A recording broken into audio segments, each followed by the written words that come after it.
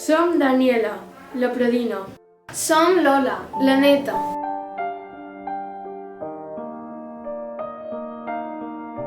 Avui la meva neta va del País Basc. Quina il·lusió! Ja és aquí! Hola, padrina, què puc passar? Dus la mascareta posada. Sí, padrina, no passis pena. Oh, l'estimada meva, quant de temps! Per cert, me n'he d'anar d'aquí una hora a fer un treball amb una amiga. Però primer t'he de demanar unes paraules que no entenc en mallorquí. Oh, quina pena que te n'hagis d'anar. Els joves sempre frisau. I, amem, quines són aquestes paraules? Perquè jo no vaig anar a l'escola com tu. No les has trobat en un diccionari.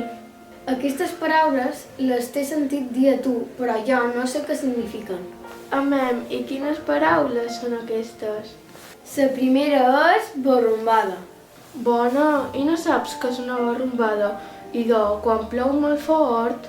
La segona és fadrinarda. Ah, aquesta també me la sé. Una padrinarda és una nina jove que no té atlot ni festejador.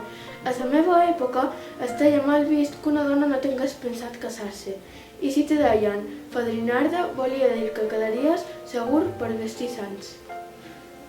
Vestir sants? I què vol dir això? Com es vesteixen els sants? És una manera de parlar.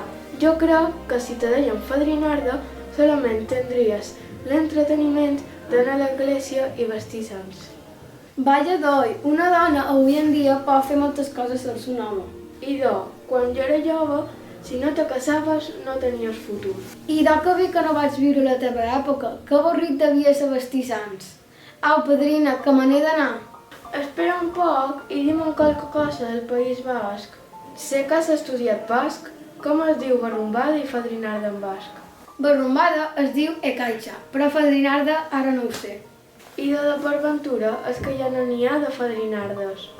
I d'allà més aviat pens que totes preferien ser fadrinardes perquè es deuen estimar més vestir sants que no tenir lot.